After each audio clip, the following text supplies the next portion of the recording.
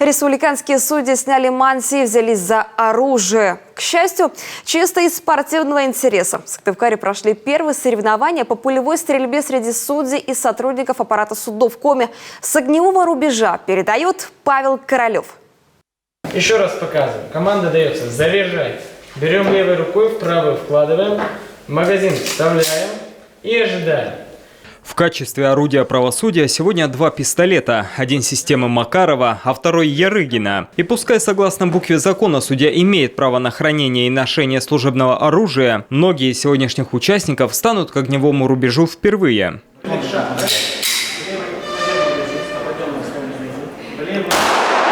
3 выстрела пристрелочных, 5 на зачет. Раздаются первые оглушительно громкие выстрелы, звонкие даже в защитных наушниках. А с отдачей пистолета тяжело совладать даже мужчинам. Что уж говорить о девушках. В руках раньше держала только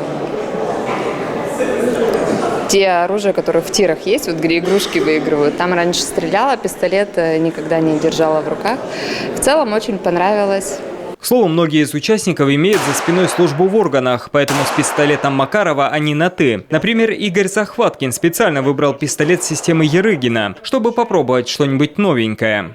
Пистолет Ярыгина, вот мне, по моим ощущениям, он более такой объемный, более громоздкий. Мушка цели больше, чем у Макарова. Пуля у него подлиннее. Но мне, наверное, все-таки пистолет Макарова понравился бы больше. Оцениваю свою стрельбу на 4 балла, поскольку я выбрал для себя метод быстрой стрельбы. Я не стал ждать и все 5 выстрелов сделал быстро. Выбил 38 очков. Благодаря соперническому духу такие соревнования помогают сплотить коллектив, отмечают организаторы. К тому же такой турнир среди служителей Фемиды проводится впервые. Соревнования по пулевой стрельбе среди судей и работников аппарата судов Республики Коми у нас проводится впервые.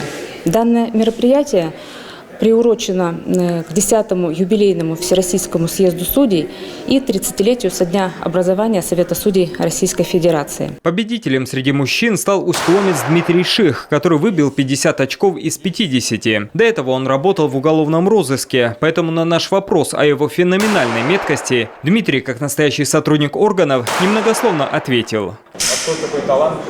Прошлая работа. Павел Королев, Олег Юшков, телеканал Юрган.